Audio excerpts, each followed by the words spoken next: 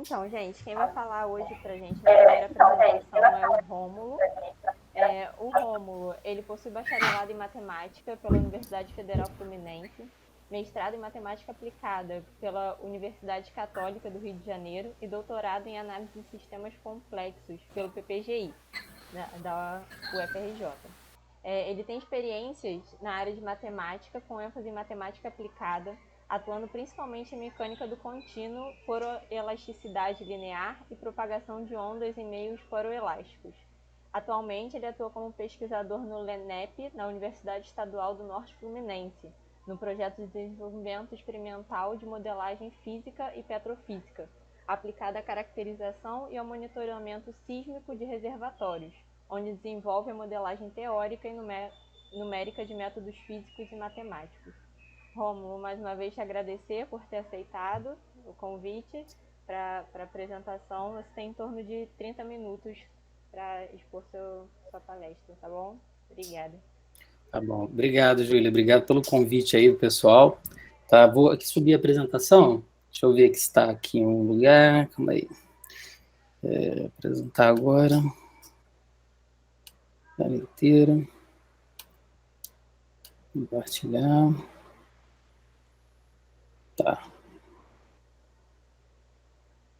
Deixa eu ver aqui. Aí, eu não sei se fica melhor. Estão conseguindo ver aí? Sim. Sim. Tá. Não sei se fica melhor em modo apresentação. Não sei se fica muito pesado. Não, acho que fica bom assim. Pareceu bom. Tá. Tá.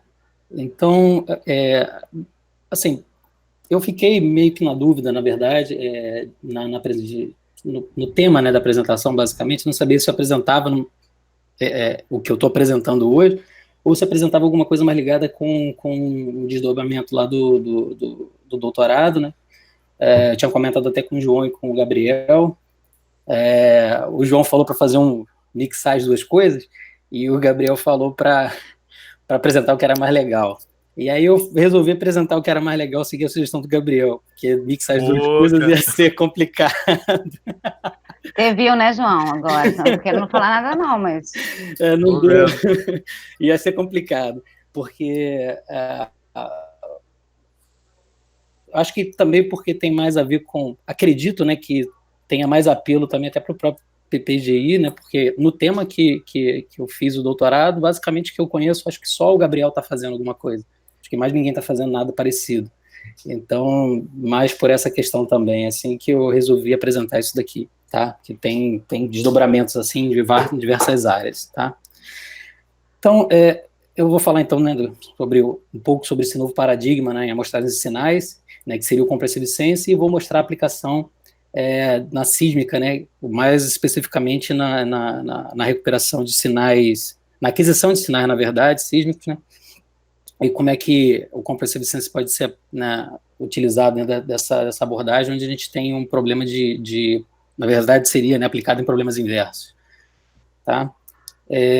Aqui tem uma introdução, né, um sumáriozinho, né, com uma introdução, o que eu vou falar, mas basicamente motivar o que é, né, como que é o Compressive Sense, o que seria isso, falar muito rapidamente da teoria, né, digamos assim, realmente dos principais teoremas assim, né, que dão suporte para a teoria, né, por que funciona, dar um exemplo, né, de aplicação dessa teoria, né, e aí sim falar um pouco da recuperação bidimensional, né, da teoria da recuperação bidimensional, porque esse exemplo aqui ele é unidimensional, a recuperação dos dados ultrassônicos, ou seja, dos dados experimental, né, usando esse algoritmo aqui, né, usando toda essa teoria da recuperação dimensional, falar um pouco de Compressive Sense distribuído, tá, também muito rapidamente, tá, tudo vai ser bem rápido, assim, tentar ser o mais sucinto possível, tá, e falar da recuperação de dados sintéticos, que basicamente seria um dado que é modelado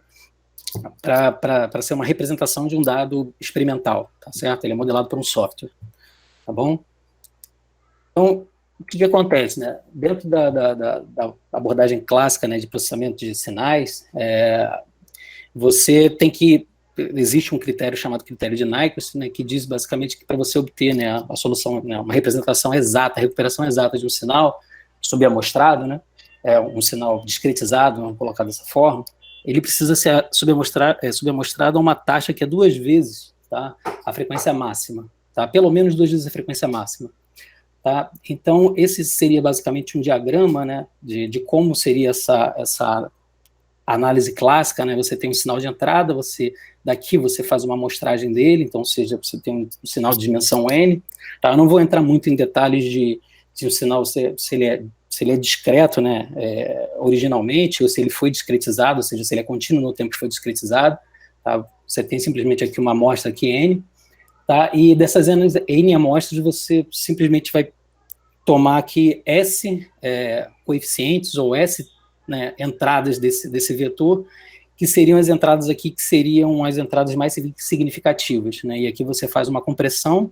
Não vou entrar também em detalhes sobre quantização, tá, do sinal, não vou fazer isso, até porque também não vai dar tempo de falar um pouco sobre isso. E você basicamente descarta, então, n-s amostras, tá? E faz a transmissão do sinal, armazena ou faz a transmissão do sinal para ter um receptor e fazer a decodificação do sinal, certo? Então, essa seria, digamos assim, um processo, né, clássico para a reconstrução do sinal, e essa reconstrução ou decodificação, em geral, ele acontece com um filtro que a gente chama sync, tá certo? Que é basicamente uma interpolação lá com um filtro lá que é um seno de alguma coisa, dividido uma razão entre o seno e uma certa frequência, tá ok? Tem duas coisas complicadas aqui, na verdade, ineficientes aqui. Uma é que você faz a amostragem do sinal, tá? Ou seja, você tem N amostras, e você descarta essas N-S amostras, ou seja, você adquire as N's e descarta N-S, certo? Ou seja, você fica só com S ali, que seria um significativo. Tá? Então, isso seria o primeiro ponto fraco dessa abordagem clássica. A outra questão é que, uma vez que você vai descartar esses coeficientes, tá? Esses N-S amostras, né? Você tem que saber a localização, digamos, desses coeficientes que são mais significativos, certo?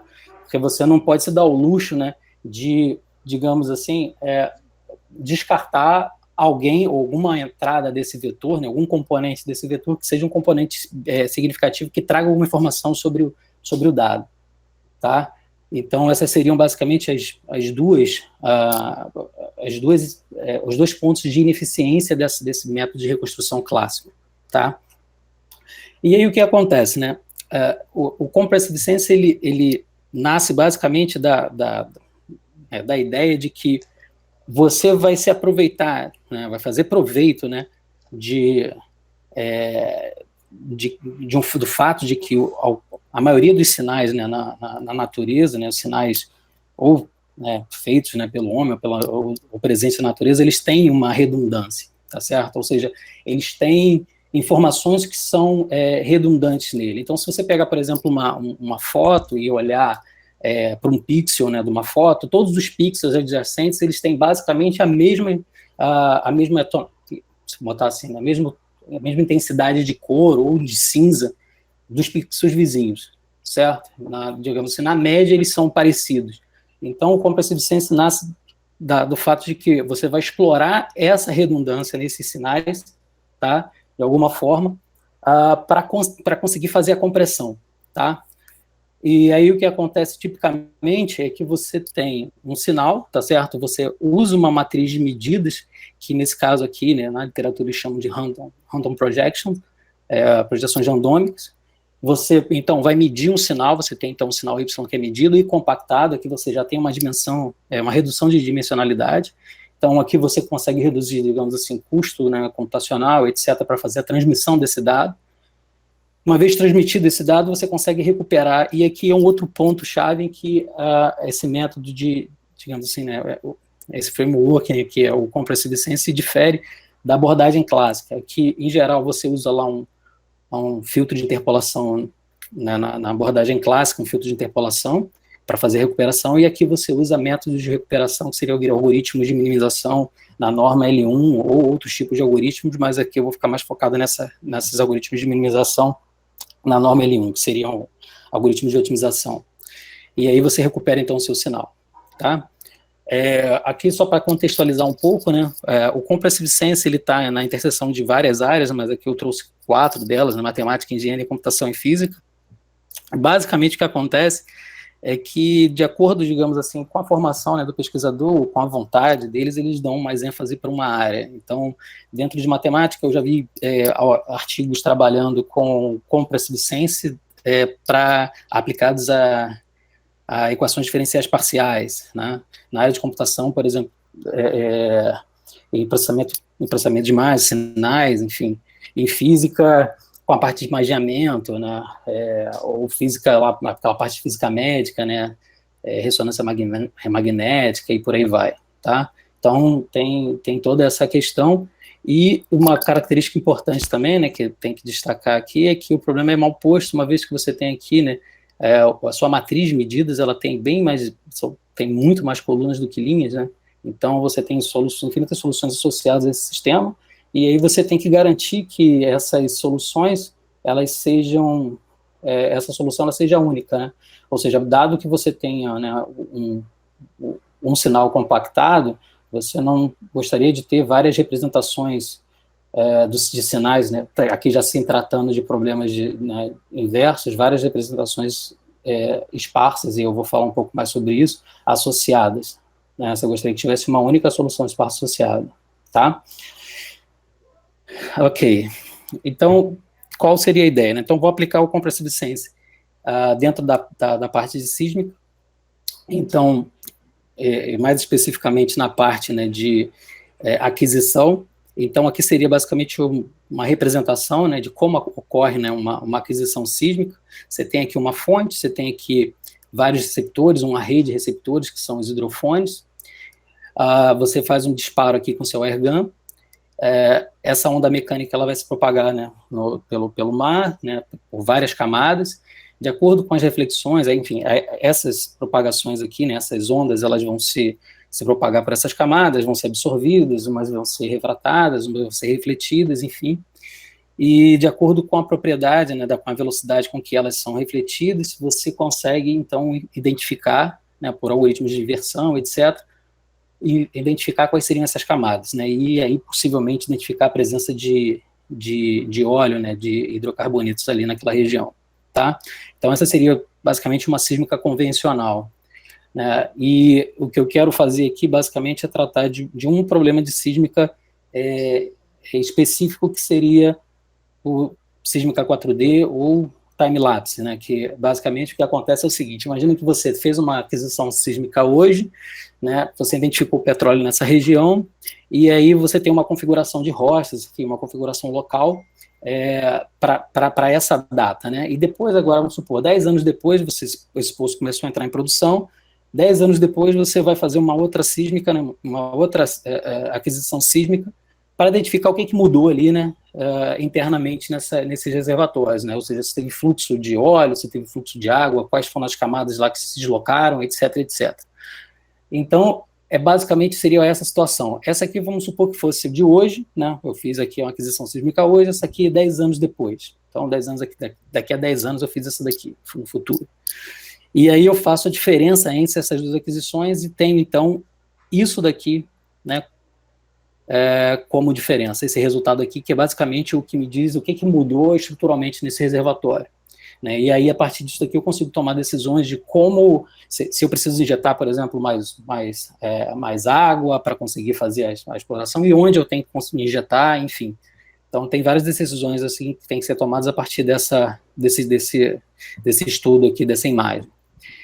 Isso seria uma sísmica convencional. A do compressive sense basicamente seria: olha, eu vou fazer o seguinte, eu vou fazer essa aquisição, mas alguns hidrofones aqui, eles vão estar desligados, né, eu vou sortear, né, vou escolher aqui de forma aleatória, aqui, por exemplo, 50% para estarem desligados, e depois de 10 anos eu vou fazer a mesma, enfim, vão ser outras condições do meio, e eu vou escolher outros 50% aqui para fazer a mesma aquisição dessa região, e aí o que eu quero obter seria, teria, né, associados essas duas aquisições, a de hoje e a de 10 anos, alguma coisa parecida com isso daqui, ou seja, alguns traços sísmicos faltantes nessa aquisição, e o que eu gostaria de ter era o mesmo resultado de uma aquisição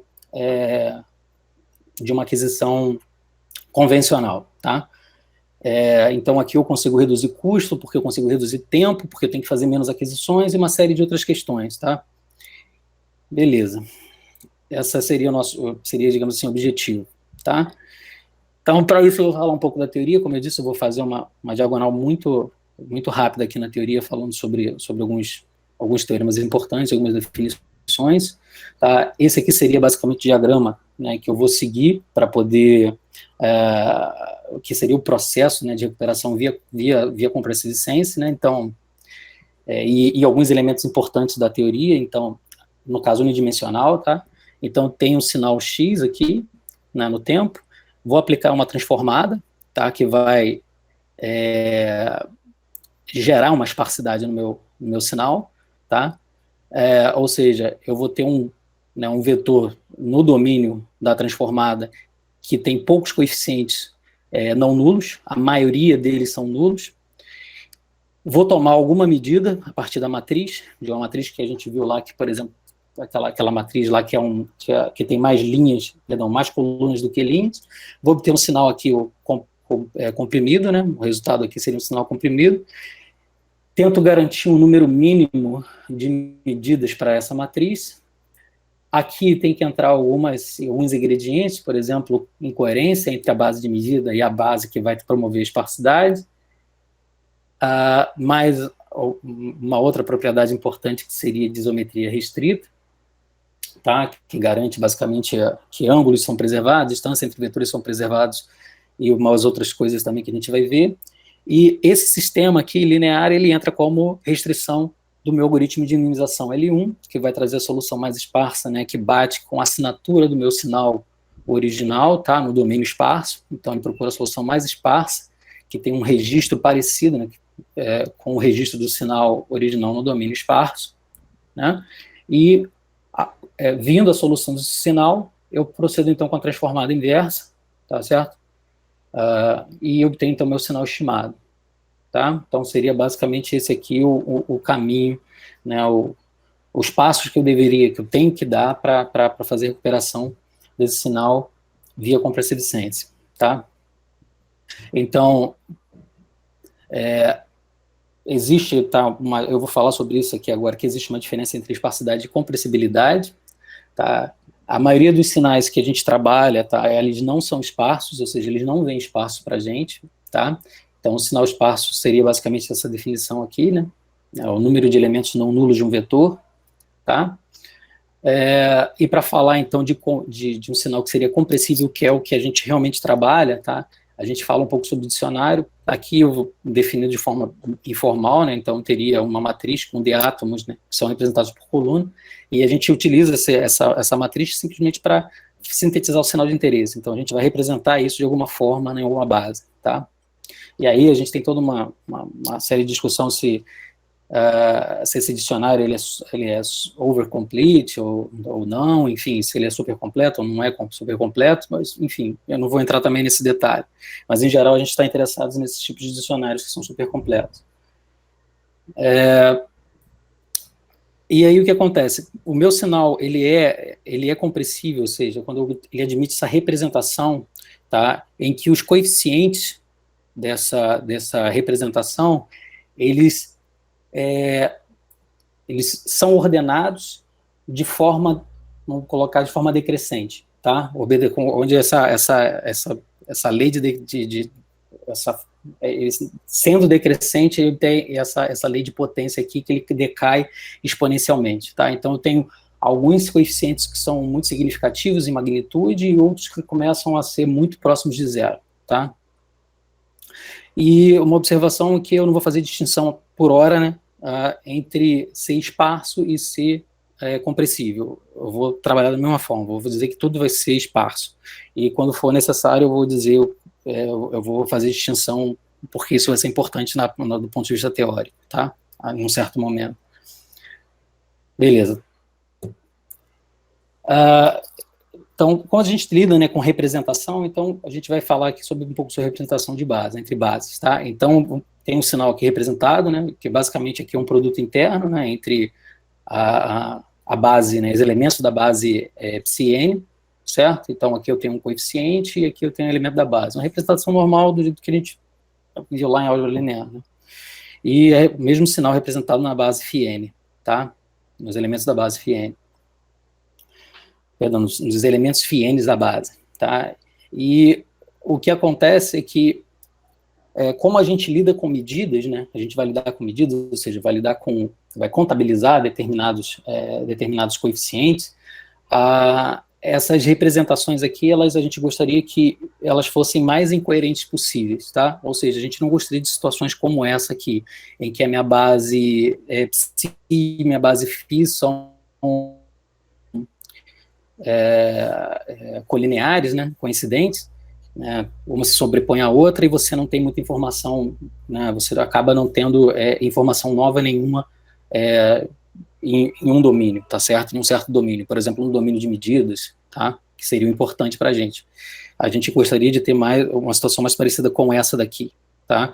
Em que as duas bases elas são incoerentes e aí você consegue dizer que, opa, tá, esse sinal aqui ele está bem distribuído aonde eu quero que ele esteja bem distribuído, né? E aí o que acontece? A gente está interessado na representação não linear, tá? Para o caso do compressive sense, na representação não linear de um sinal, tá? Então, o que isso significa, né? O que significa ser uma representação não linear e uma representação linear? Na representação linear, o que acontece é que eu vou contabilizar todos os elementos da base. Eu vou ter uma base, e aí eu vou pegar o meu sinal, fazer o produto interno com todos os elementos da base, não importa se eles derem zero ou não, eu vou contabilizá-los, tá certo? Independente do que aconteça ali, eu vou ter uma representação, mesmo que nula, para esse sinal. Numa representação não linear, eu vou escolher os elementos, né, da minha base para fazer essa representação. Vou escolher os elementos da base, e aí os elementos da base vão depender de um certo índice γn, tá?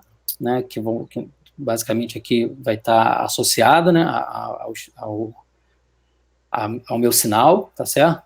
E, em geral, o número m aqui é menor do que esse m aqui, ele é menor do que a dimensão digamos assim, do meu espaço, tá certo? Então, esse número m aqui, ele é menor e ele vai depender do sinal. Então, eu escolho, sei lá, se tiver 100 elementos no meu, 100 vetores lá para representar, né, dentro desse dicionário, eu vou escolher, sei lá, 50 para representar um sinal, eu poderia escolher 55, e esses elementos são diferentes um dos outros, e aí por isso que essa representação seria, esse número aqui, ele vai depender do sinal, e vai depender dos elementos que eu escolho para fazer essa representação. E aí o que acontece é que, dentro desse contexto, para você fazer uma representação linear, como você está escolhendo o elemento da base, você vai ter, então, pares ordenados, que seriam alfa1, e os elementos da base que geraram aquele coeficiente, tá certo? Justamente porque, como eu estou representando, pode ser que tenham mais elementos ali que dariam a mesma representação, tá certo? Então, eu tenho que guardar o par ordenado. Então, eu tenho, né, em termos de custo, eu teria um custo aqui maior, né, porque eu vou precisar do par ordenado, e aqui eu precisaria só do coeficiente, tá? Mas isso daqui, ele vai se mostrar para a gente mais interessante do ponto de vista do compressive sense para a compressão de sinais, tá? Ok. Então, aqui eu tenho a definição, tá, de norma L0, tá, a definição, digamos, formal, né, passa por esse argumento, ele não é uma norma essencialmente, tá? Mas seria basicamente o que está dizendo aqui, seria o suporte de X, ou seja, o número de elementos não nulos, e as normas L1 e L2 são como de costume, tá? Então, aqui está a definição um pouco mais formal, né, do que seria a norma L0. E, como eu te falei, como a gente está trabalhando com representação, a gente tem que falar sobre coerências, porque, como eu disse, a gente vai tomar medidas de um determinado sinal num determinado domínio, e a gente gostaria que o domínio de que a gente toma medidas seja altamente incoerente, ou o máximo possível incoerente, com o domínio que vai trazer esparsidade, né, com a que vai promover a esparsidade. Então, o Candace, ele definiu a coerência entre as bases dessa forma, né, como a raiz de n, onde n aqui seria a dimensão do seu sinal, e o máximo, tá, desse produto interno aqui em módulo. tá? O máximo desses elementos aqui em módulo, tá? E quanto mais próximo de 1 essa coerência tá, quanto mais próximo de 1 o mi estiver, eu tenho a máxima incoerência, perdão. E quanto mais próximo de raiz de n, eu tenho a máxima coerência, tá? Então, basicamente, o que a gente quer aqui seria alguma coisa parecida com isso e menos parecida com isso daqui, tá? Se eu pensar que psi seria a base de esparsidade, que vai promover a esparsidade de sinal, e φ é a base de medidas, tá? Então, o que seria basicamente um exemplozinho, né? Se eu tiver essas duas bases aqui, né, psi1 e psi2, e tiver esse vetor aqui, φ, e aí eu fizer lá o produto interno, a máxima, nessa situação aqui, a minha coerência, ou seja, eu teria máxima incoerência, né? Tá? Então, seria basicamente, se eu pegar os eixos coordenados e tenho ali, né, a diagonal ali, né, em 45 graus, né? Beleza.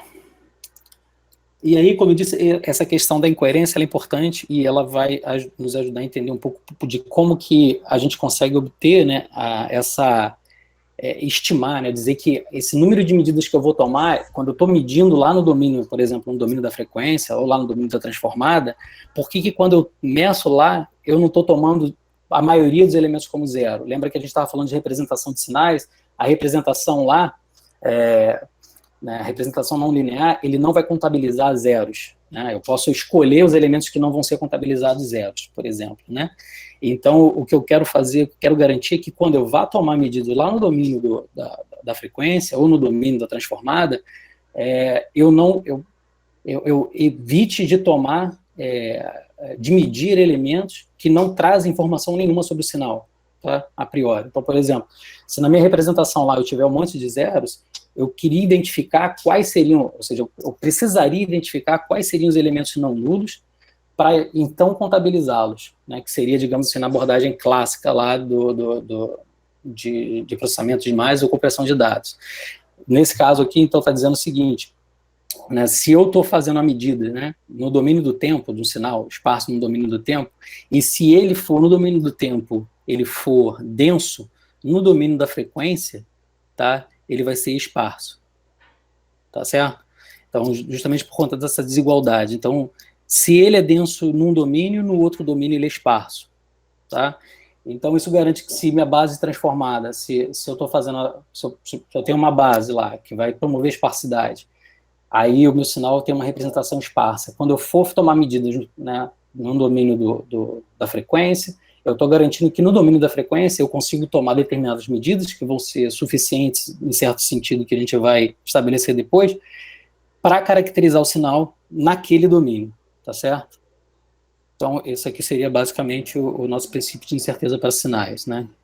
E justamente onde tem né, o compressive sense aqui, ele é alicerçado justamente nessa ideia de incoerência entre bases, né? Então, quanto mais incoerente as duas bases forem, mais, digamos assim, melhor para o compressive sense no sentido de que eu vou ter informações novas a cada medida, tá? E aí, aqui basicamente está estabelecendo, digamos, o número mínimo de medidas, tá? Para você conseguir recuperar um sinal esparso, para você conseguir fazer uma recuperação esparsa do seu sinal, tá? Então, você tem, né, um sinal esparso aqui no Rn, né, ele é S esparso, ou seja, eu tenho S coeficientes não nulos, onde S é bem menor do que N, tá? E aí eu quero fazer o seguinte, eu vou tomar M coeficientes de Fourier de forma aleatória, tá? São selecionados uniformemente, de forma aleatória, e aí o que eu digo é que o número mínimo, né, de medidas tem que ser da ordem de C, tem que ser da ordem da esparsidade, vamos colocar dessa forma, né, vezes uma constante que é uma constante relativamente pequena. Na literatura eles já estimaram essa constante, mas eu achei por bem não colocar aqui, enfim, quem estiver curioso pode dar uma olhada depois, mas quanto deveria ser limitado, enquanto essa constante aqui ela tem que ser estimada, né? Então, esse seria o número mínimo de medidas necessárias para que eu consiga garantir que essa recuperação aqui, usando o algoritmo de minimização L1, né, usando aqui o algoritmo de otimização, eu consiga reconstruir X exatamente com grande probabilidade. Tá? E aqui com grande probabilidade, realmente com grande probabilidade mesmo, muito, muito, muito próximo de 1. Tá? Isso também foi estimado já. Então, aqui seria o nosso teorema aqui de recuperação para Fourier, né? Usando aqui uma transformada que vai ser esparsa, mas usando aqui Fourier, né? Essas formas de onda, né? E aqui seria, né, uma extensão do mesmo teorema anterior, só que aqui a gente não usa mais aquela base de Fourier, né? Base que vai promover a esparsidade sendo Fourier, tá? Então, aqui ele diz que o número mínimo de medidas, né, que você vai ter que tomar, é claro que aqui ele está falando que o número mínimo de medidas tem que ser dessa ordem, mas se eu tomar M, tá certo? Se eu tomar um número, por exemplo, um número máximo de medidas, que seria justamente N, eu não estou ganhando absolutamente nada, né? Então, ele estima o número mínimo de medidas para que isso aconteça, tá? Então, aqui ele está dizendo que tem que ser da ordem, né, de S, da coerência, né, ao quadrado, log de N, tá? E aí, se você tomar esse número de medidas aqui, você garante, então, que você consegue uma recuperação, né, exata do seu sinal, tá, com grande probabilidade, e repara que se mi, tá, esse θ aqui, essa θ de ômega é a composição da matriz psi vezes a matriz φ, tá? Matriz psi de ômega vezes a matriz φ, que seria a matriz de medidas, tá? E se essa coerência for igual a 1, eu tenho, então, ou seja, se eu tiver alta incoerência, né, entre as bases, eu, então, recupero, então, o teorema anterior, né, o número de medidas do teorema anterior. E aí, o que acontece? Tudo bem, a gente chegou lá e falou, olha, a gente tem, então, estabelecemos, então, o número mínimo de medidas necessárias para a gente conseguir fazer a recuperação exata, né, com grande probabilidade, né, recuperação esparsa exata com grande probabilidade,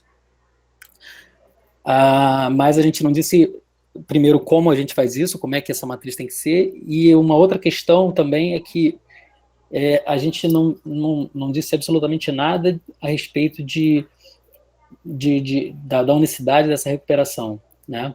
Então, o que acontece? Essa definição aqui, né, essa RIP, né, ela vai te dar, primeiro, essa garantia, né, vai ter desdobramentos dela que vão te dar essa garantia de que você tem se você tem, né, um dado observado Y, né, ou seja, se você tem um Y, você não pode ter dois elementos distintos no domínio esparso representados pelo mesmo Y, pela mesma medida, tá?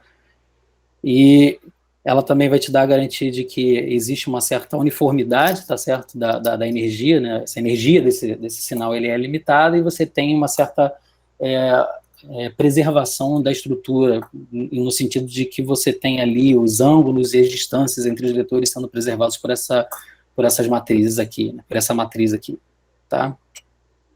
Só que o que acontece aqui é que você tem que propor a sua matriz, né, θ, tá?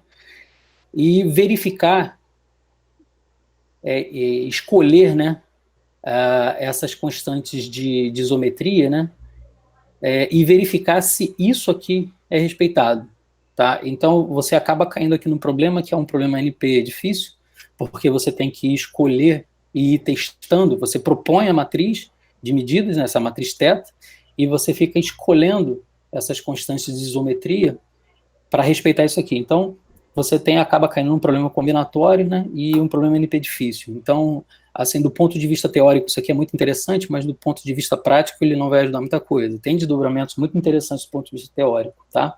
E aí o que acontece é que o que basicamente eles fazem, né, na literatura, né, enfim, nas aplicações, é que eles escolhem matrizes, aqui eu coloquei matrizes gaussianas, mas pode ser matriz de Bernoulli e outras matrizes de Hadamard, enfim, tem uma série de outras matrizes com essas propriedades, e eles provaram que a matriz gaussiana obedece à RIP, tá certo? obedece essa propriedade aqui, tá? Desde que você tenha, né,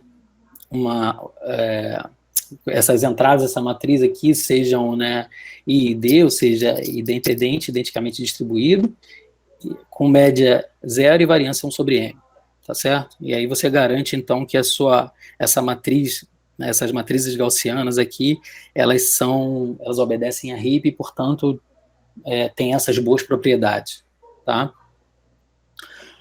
E aí foge, então, desse problema de ter que determinar esses ΔS aqui, que vão fazer vão por um lado majorar, vão limitar, digamos assim, a energia do sinal e trazer essas propriedades de preservação de ângulo e da estrutura, né, basicamente. Tá? E aí alguns desdobramentos, né, da HIP, né, são esses teoremas aqui, né, teorema 5 e 6, que diz aqui que se o seu sinal for 2S esparso, né, e essa constante de isometria for menor do que 1, a solução que maximiza a esparsidade ela é única, tá? Então você tem uma única solução, tá? Que é aquela que eu já tinha comentado, né, que a HIP traz, e se você, digamos assim, exige um pouco mais, né, ajusta um pouco mais, refina um pouco mais essa constante, o que traz aqui, né, o resultado é que a solução que minimiza a norma L1 e maximiza a esparsidade são as mesmas, né? Então você consegue linkar as duas coisas, tá? Consegue linkar o algoritmo de minimização com a matriz de esparsidade, tá? Então, nesse caso. Só que aí o que acontece? Até agora, né, todos os algoritmos de recuperação que eu descrevia, algoritmos não, mas todos os teoremas de recuperação que eu descrevi até agora, eles lidam, né, com igualdade, né, basicamente, né? Então, para você transformar, né, o CS realmente num protocolo de compressão de dados, ele tem que ser robusto primeiro, a ruídos, né, de maneira geral, porque você vai fazer medidas de um determinado sinal, aí essas medidas elas vão ter, né, perturbações do ambiente, enfim, que vão gerar ali ruídos, e, enfim, você vai medir de alguma forma ruídos pelo próprio equipamento. E uma outra questão é que a sua base que vai gerar esparsidade, ela pode não ser adequada, tá? Então, por exemplo, eu vou representar um sinal numa base, por exemplo, DCT. Na base DCT, em geral, o que acontece é que meu sinal não é exatamente esparso. O meu sinal, ele vai ter coeficientes, vão ter coeficientes significativos, né, em magnitude, vão ter coeficientes muito pequenos, muito próximos de zeros, mas não são zeros. E então o que eu tenho, de fato, é uma representação compressível, mas não esparsa, tá certo? Então, o compressive sense tem que ser robusto desses dois tipos de situações, tá? E aí você tem que fazer modificações desses teoremas para poder adequar a essa necessidade. Né? E aí o que esse teorema basicamente diz é que, né, se o seu sinal for aproximadamente esparso, né, ou seja, se eles têm alguns coeficientes significativos e muitos muito próximos de zero, ou seja, ele é compressível em essência, né, e se você garante, então, que ele é 2S esparso, enfim, você garante, então, que o erro, né, no algoritmo de recuperação, de minimização L1, na norma L1, ele vai ser da ordem, basicamente, aqui da esparsidade, tá certo? Então, ele é um erro limitado, é um erro controlado, tá? Então, isso aqui lidaria esse teorema lida com erros de representação esparsa. Então, tem uma certa base, de fato, isso vai acontecer, uma certa base, na verdade, na maioria das bases, você nunca vai ter ali, quando você aplicar ali a sua transformada, elementos nulos, tá? Você vão ter elementos muito próximos de zero, mas não são zeros, tá? Tá? E aí o que acontece, né? Tem toda uma questão aqui de por que usar, então, a norma L0 e a norma L1 no algoritmo de minimização, tá certo? Então, basicamente, né, antes de falar da robustez, né, para ruídos, eu vou falar daqui em termos dessas duas normas, porque essencialmente o que acontece é o seguinte: na norma L0, como eu disse, a gente está né, buscando justamente por todas as entradas do vetor que são diferentes de zeros, tá? E o que acontece com as distâncias entre essas normas, né? Quando eu falo do norma L1, o que eu estou fazendo aqui, quando eu penso em norma L1, o que eu estou fazendo vai ser projeção dessas, né, de um certo vetor, né? Projeção aqui de um certo vetor, nos eixos coordenados, tá? Então, eu lido com projeções. Na norma L0, eu estou lidando exatamente com, digamos assim, a representação, ou seja, elementos que estão apoiados sobre os eixos coordenados, tá certo? Então, em 3 dimensões, por exemplo, eu tenho um vetor 1, 0, 0, tá certo? Ele seria um vetor esparso no R3, tá? E no L1 eu teria uma representação dele, ou uma coisa nesse sentido, das distâncias deles projetadas nos eixos. Mais ou menos uma ideia seria essa. E aí o que acontece, né, para o algoritmo de minimização? Que se eu exijo, né, que eu tenha que esse algoritmo de minimização na norma L0, né,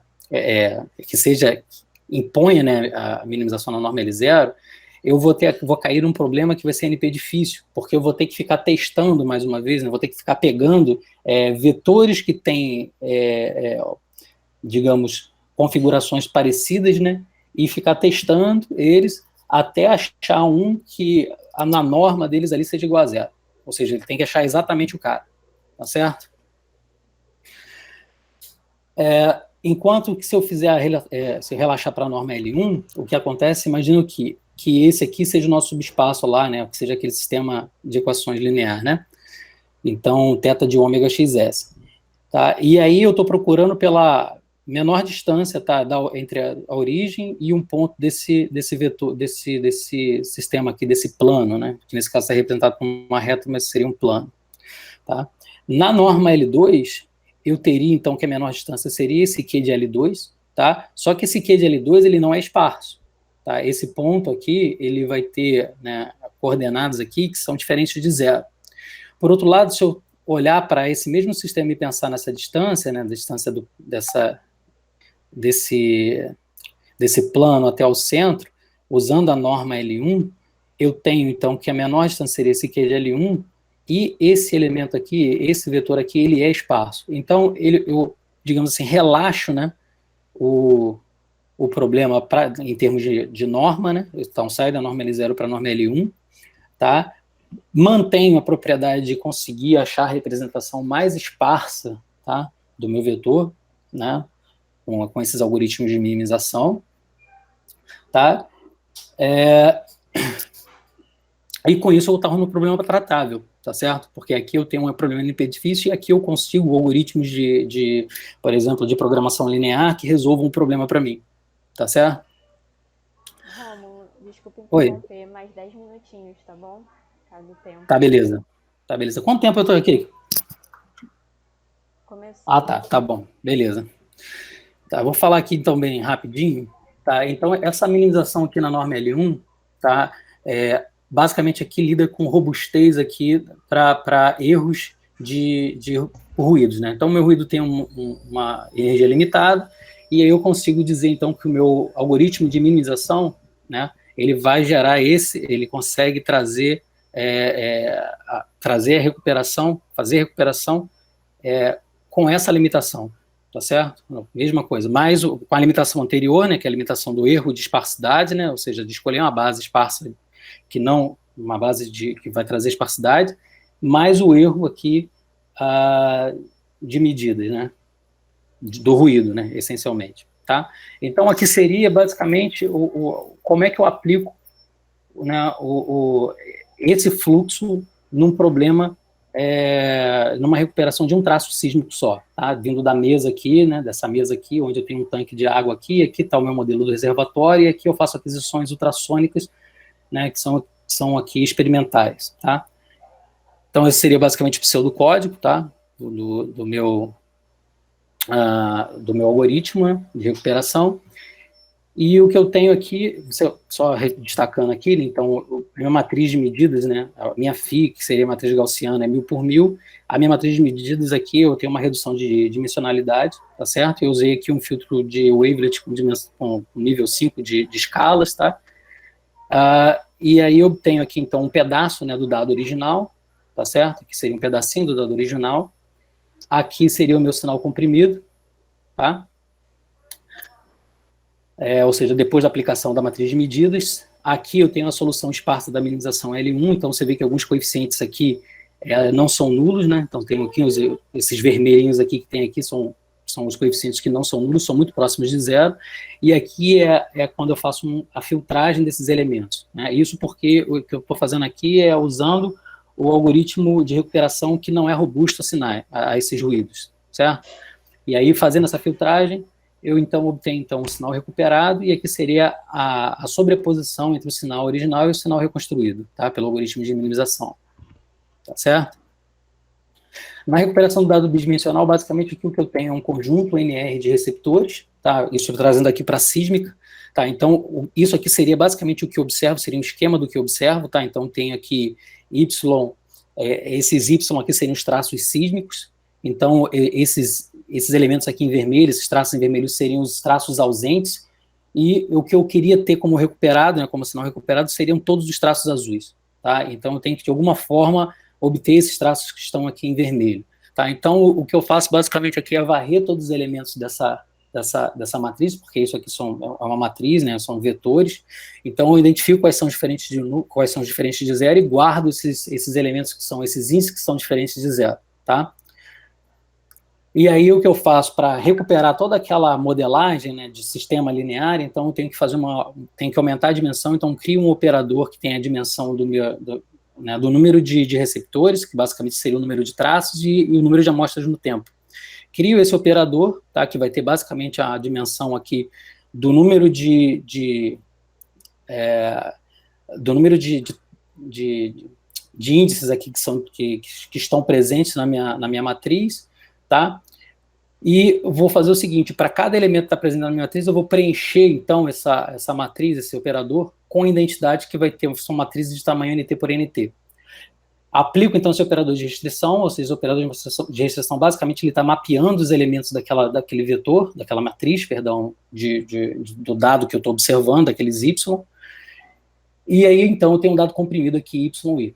E esse aqui seria o dado flat. Então, aqui eu tenho, basicamente, a minha restrição escrito aqui, basicamente, eu tenho aquele AX igual a Y, tá? E aí, então, eu vou construir, então, uma matriz de medidas. Minha matriz de medidas, ela vai levar em consideração, tá, qual a dimensão, né, do meu espaço de medidas, né, da minha transformação, né, linear, qual é a transformação linear que eu estou usando e a dimensão do meu dado. Em geral, aqui na sísmica, eles usam muito a curvelet, né, que é porque as escalas da curvelet, ela se adequa mais às curvaturas da imagem, né? Então, isso tem grande benefício, porque você tem uma redução do número de escalas que você precisa para representar curvaturas muito acentuadas, tá? E aí, então, a sua matriz de medidas, basicamente, a sua matriz de restrição vezes a transformada inversa. Repara que você não tem o seu sinal esparso, tá certo? Então, isso é o que você quer obter. O seu sinal esparso seria a solução do seu problema. O que você tem é o seu sinal observado Y, tá? E por isso que seria o seu problema, seria um problema inverso, tá? Então, seria basicamente esse esquema aqui. Sua matriz RLP vai contabilizar, olhando para sua matriz, seu vetor de medidas, né? Você vai construir, então, sua matriz RLP, que seria a sua matriz de restrições.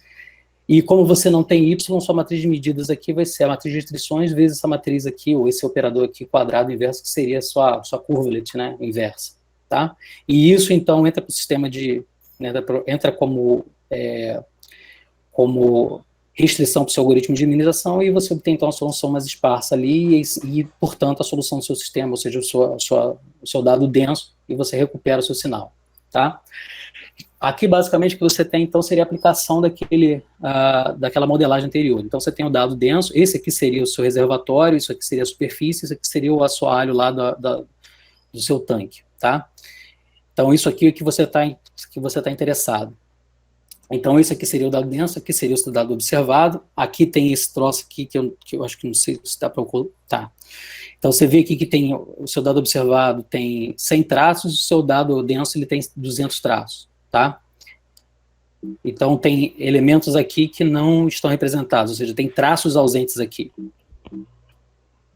Aqui, nesse caso, que você tem seria o seu soldado subamostrado, ou seja, seria basicamente o seu dado observado inserindo os traços ausentes, e aqui seria o seu dado recuperado utilizando o algoritmo de Bayes Pursuit, tá? Então, é isso aqui que você recuperou usando o Bayes Pursuit. Você tinha isso e passou para isso daqui, tá?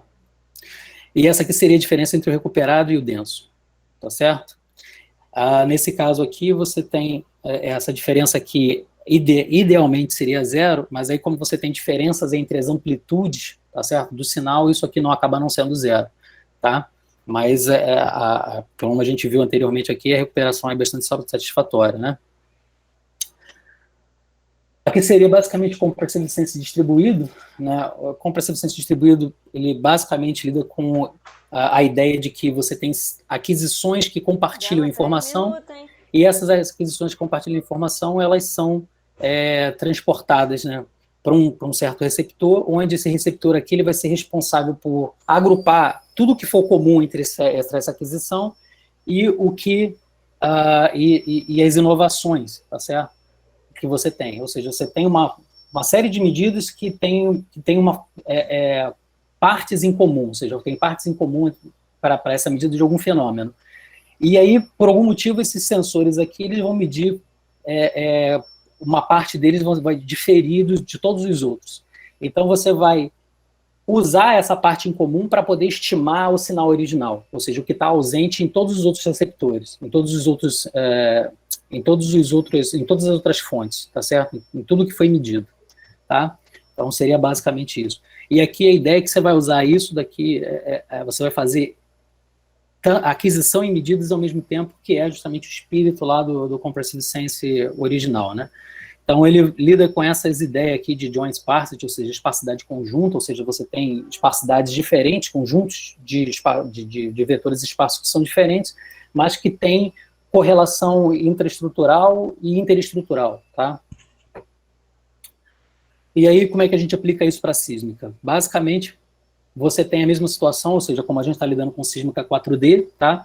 Então, você tem aqui esses traços aqui que são ausentes, né? Ou seja, você fez aqui o baseline, que seria, né? Ou seja, a aquisição, né, via Compressive Sense, né, seguindo o protocolo Compressive Sense hoje, e uma 10 anos depois, tá? Então, tem elementos, né, tá certo? Traços aqui que são comuns às duas aquisições, né?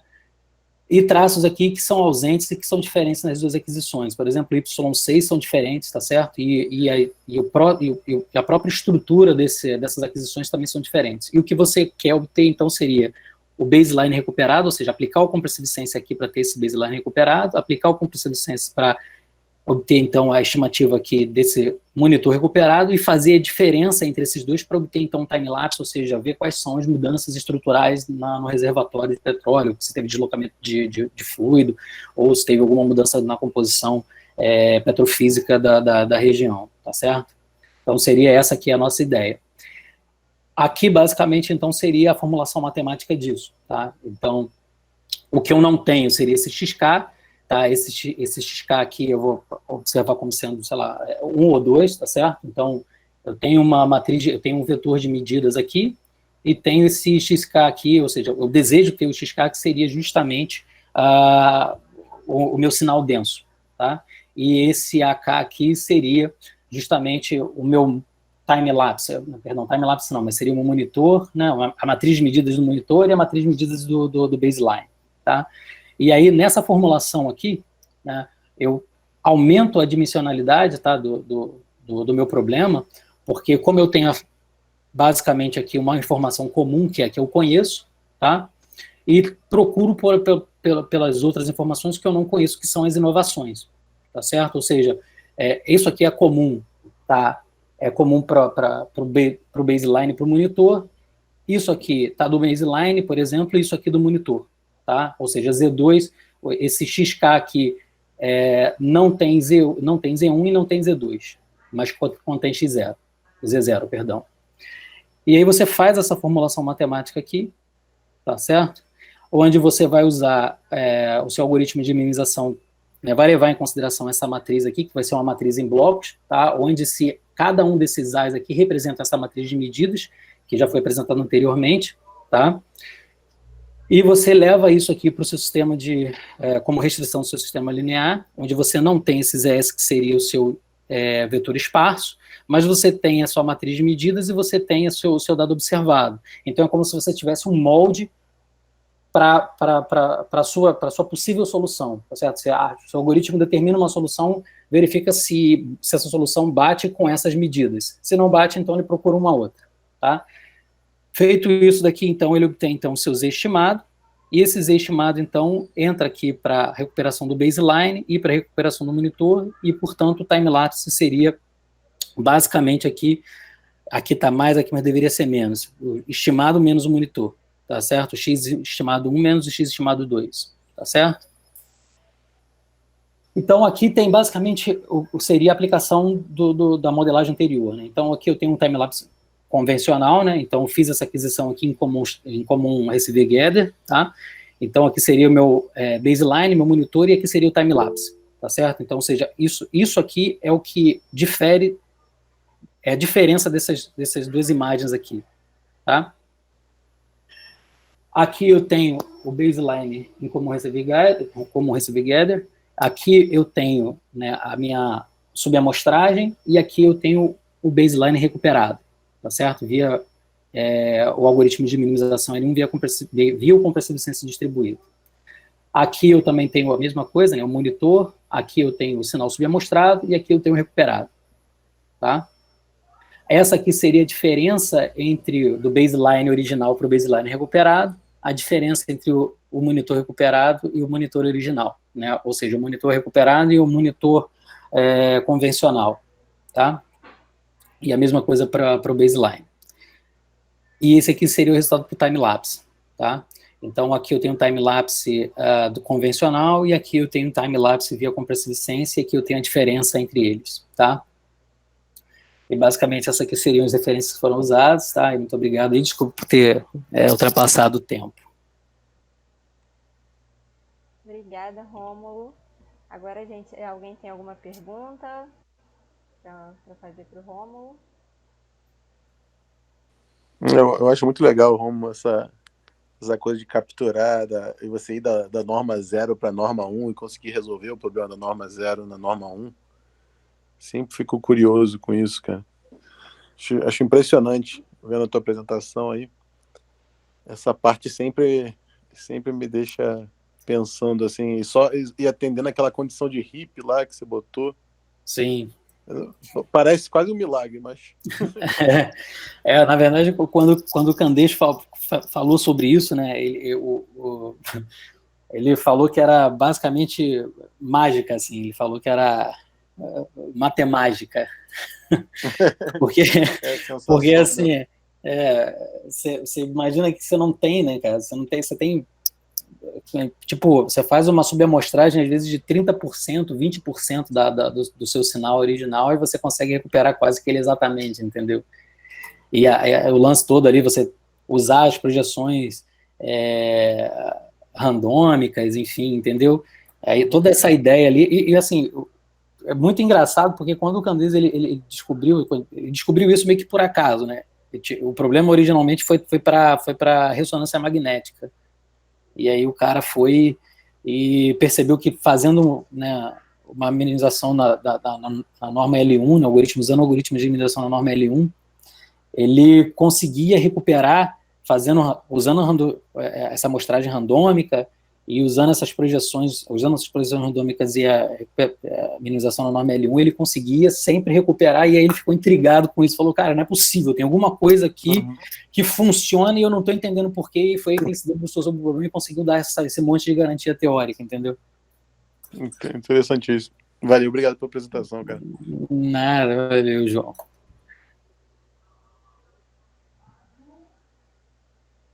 Obrigada, Rômulo. Faz a pergunta aí, João. O João Vitor quer fazer a pergunta. Eu acho que a Ju foi pegar uma água, né? Pode fazer. Alô, vocês estão me ouvindo? Sim. Tô sim. Tá, então eu vou fazer. Fiquei com medo de ficar meio apertado no tempo. Bom, Rômulo, mais uma vez queria dizer que eu gostei muito da sua apresentação. Eu não sei muito sobre Compressive Sensing, mas tipo, já tinha visto algumas poucas apresentações sobre o assunto. E uma coisa que eu sempre fiquei me perguntando, na verdade, são duas, né? Uma delas é sobre a parte mais da otimização. Quando você faz essa escolha de usar a norma L1, você sempre cai no problema de programação linear para resolver. Tem a ver com você escolher a norma L1, você acaba, no final das contas, quando você desenvolve tudo, cai exatamente numa forma de PPL. Aí eu queria saber, nessa área de Complexity Sampling, os algoritmos que são usados de otimização são do tipo simplex, do tipo ponto interior, ou tipo meio que tanto faz? Essa é uma pergunta. E a outra que eu fiquei meio que pensando é sobre aquela matriz teta que você faz, né, que tem a ver com as bases, que tem a ver com a coerência, incoerência ou coerência do sinal, posso estar falando besteira. O fato de você ter incoerência ou coerência, eu fico meio confuso nos dois, eu posso estar trocando. Mas a que você gostaria, que eu acho que é incoerência, tem a ver com aquela matriz ser bem condicionada ou não tem nada a ver? Tá. A primeira pergunta com relação ao tipo de algoritmo, assim, na verdade, eles fica meio que a critério de quem está resolvendo o problema mesmo, entendeu? Eles podem usar de ponto interior, algoritmo de ponto interior simplex, enfim, na verdade, não necessariamente também precisaria se resolver por programação linear. Existem outros algoritmos que eles usam também para resolver aquele problema de minimização, tá? Eu falei de programação linear porque é basicamente o que a gente tem usado mais aqui. Mas eles usam, por exemplo, grid, né, algoritmos gulosos, enfim, outros tipos de algoritmos para resolver aquilo lá, tá? E com relação assim, a sua segunda pergunta, né, que é em relação a θ de ômega, por ser mal condicionado, mas assim, só para entender o que quer dizer com mal condicionado, só para eu conseguir entender melhor. No fundo, você gostaria que aquela restrição de igualdade fosse satisfeita no seu problema de otimização, né? Que é o θ de x, θ de y, eu posso estar falando besteira. Condicionamento no sentido de que o quão numericamente tá bom resolver aquele sistema, né? Tá, entendi. Assim, para aquele ponto ali, a gente não está interessado naquele ponto sobre o mau condicionamento do sistema, não. Mais basicamente ali aquela escolha da matriz θ, φ, né, a φ vezes a matriz psi, simplesmente em termos de representação. Eu estou olhando assim, falando, olha, se minha matriz φ ela vai promover ela vai promover a esparsidade, né? E se a minha matriz φ ela vai tomar medidas, se minha matriz, ou seja, se a minha matriz φ for coerente com a minha matriz psi, no fundo, o que eu estou fazendo é medindo, ou seja, representando zeros da mesma maneira que eu tinha na matriz psi. Então, o fato de eu ter incoerência garante o seguinte, que eu tendo uma representação esparsa φ, e sabendo que se essa representação é esparsa na matriz psi, o teorema me garante que, numa outra base, essa mesma representação ela não pode ser esparsa. Então, eu vou ter muito mais elementos para poder tomar medidas, e medidas que não vão ser zeros, né? E aí é que, digamos assim, que é o grande ponto de diferença entre a amostragem clássica, né, segundo o Nyquist, e todo esse framework do Compressive Sense. Porque, de fato, ali agora o que eu estou fazendo é o seguinte, eu vou fazer uma representação, estou fazendo uma representação não linear do meu sinal, mas essa representação não linear do meu sinal, eu não me preocupo em ter nenhum outro algoritmo, tá, para procurar localizar aonde, nessa representação onde eu vou tomar medidas, tem zeros ou não tem zeros. Ele vai simplesmente tomar uma medida uniforme. E aí é o que eles falam que o Compressive Sense ele tem uma matriz de medidas que é universal. Ele não se importa com a matriz com a introdução, né, da matriz gaussiana, ele não se importa com a matriz que vai gerar esparsidade. Ele vai representar, ele vai tomar medidas independentes, vai tomar medidas e boas medidas, e suficientes em algum sentido, né, que é justamente por aquelas garantias da M, da quantidade M, que independente da matriz de esparsidade, eu vou tomar medidas que sejam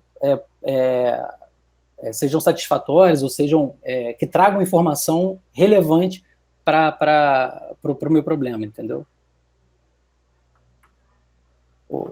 Tudo bem? Ah, ok. Tá bom. Rômulo, parabéns pela apresentação, pela pesquisa. Muito obrigada. Nada, obrigado a vocês.